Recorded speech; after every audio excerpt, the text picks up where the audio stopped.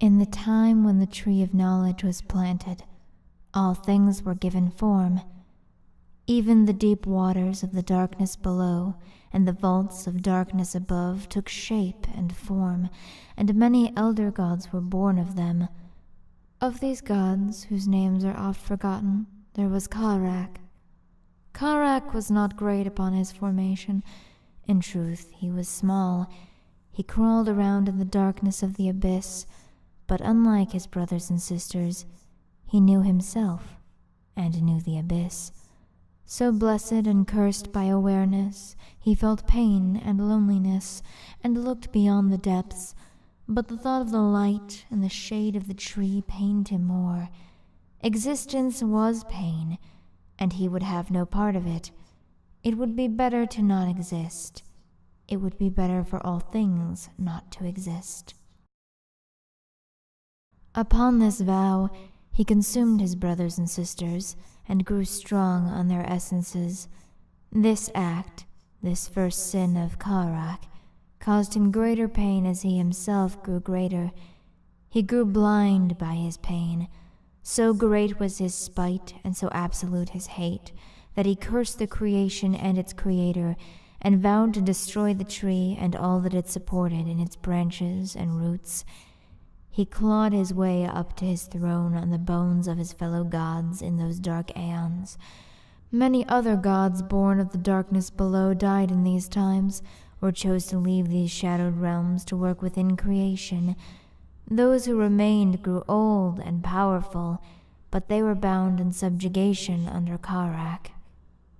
When there were no more gods to subjugate in the lower realms, Kharak declared himself king of the darkness below, and took the name Knith-Higor, and set the boundaries of his kingdom. This kingdom he built to bring utter destruction to those who lived among the tree and its roots and branches, to share his pain with all of creation as he destroyed it. He diverted many souls to his realm, delivering pain untold upon them as they were stayed from their true rest. Delivering untold pain upon them as they were stayed from their true rest. With the borders of this realm set down, the king declared his war. His servants, and there were many, those birds of the darkness below, or those that had fallen to the king's service, surged out of his kingdom, and there was war with creation. This war continues to this day, and shall not end until the end of all things. Of the gods the king had subjugated, Sana was considered to be the wisest and most beautiful. She had not remained in the king's realm willingly, but her escape had been prevented by circumstance. She obeyed the king with her words, but not with her soul, and for this goodness she is mourned.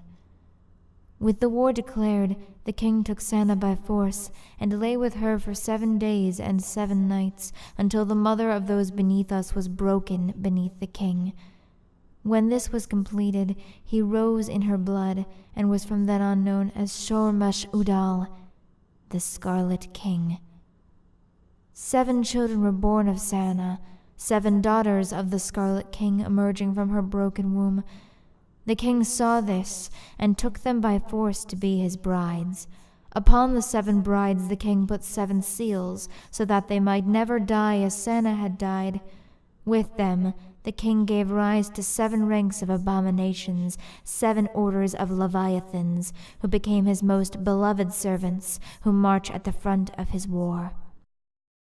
Of the 7, this can be said.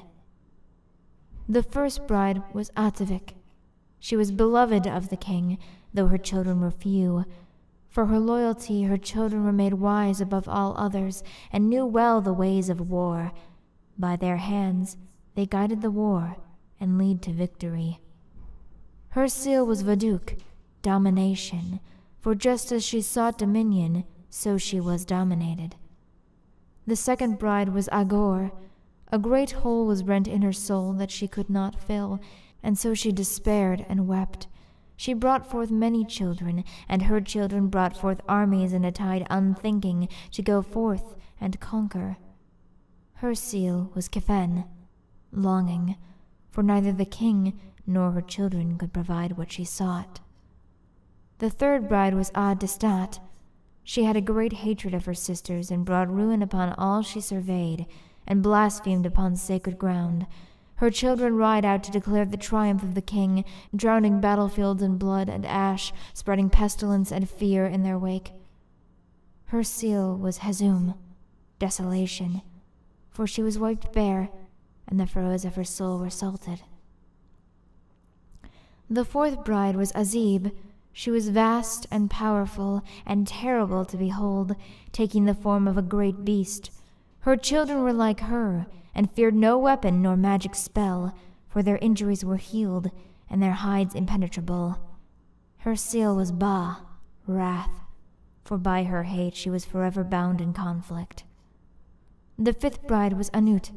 She was strong in mind, though frail in body. Her children were wise in the ways of magic, and created great destruction, but because of their power, the king had them crippled, so that they might not rise up against him. Her seal was Nur, lack, for her thirst and the thirst of her children was never quenched. The sixth bride was Atalif. She spoke not, and held herself private. Her children could change their faces and move about unseen, and walk among creation unknown. They opened ways between worlds, and made way for the war to spread.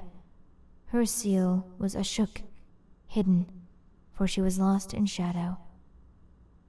The seventh bride was Ahabat. She was the smallest and weakest of the seven, but she was not broken utterly by the king, and was horrified by her state. Her children walked on two legs, and were mighty hunters and heroes. She taught them in secret, hoping that they might destroy the children of her sisters and overthrow the king. They are few, and they have failed. Her seal was Akib, hope, for she was doomed to know of what she could not achieve. The seven brides sealed forever, the legions of their children spread out and added their strength to the war. Worlds that had resisted the dark gods of the king fell under the weight of ceaseless assault.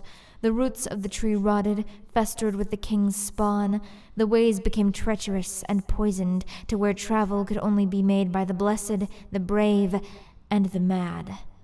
The king's realm grew fat with damned souls, and the places of rest waned in strength.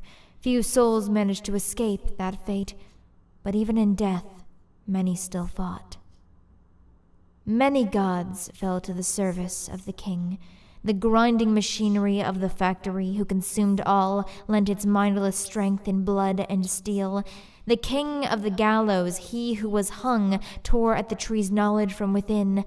The prince of many faces warped the wills of mortals, and Moloch the horned one brought forth their shame.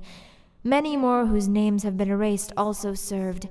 The king's many mortal servants recreated the establishment of his line in living effigy. It shall not be said that the king was unopposed in his conquests. Many gods and heroes among mortals struck back at the invasions of their worlds, serving under countless banners, but they fell in time, and their ages are past, and they are as of blood and dust. The king and his armies approach the taproots, the center worlds, in all his wrath and all his hate and all his spite. He reaches out to corrupt and consume and destroy. Even now his presence is felt. Time slips away. The brass goddess is broken. The serpent has fled. The heroes are gone. The children of Ahabat have been slaughtered to the last. The king's servants are already here, making straight the path for his arrival. With his arrival the tree shall die, and all creation shall die with it.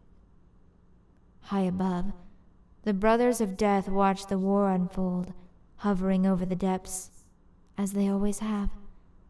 They know the outcome of the war, for they are the end of all things, but they do not speak of it. There is little more to be said.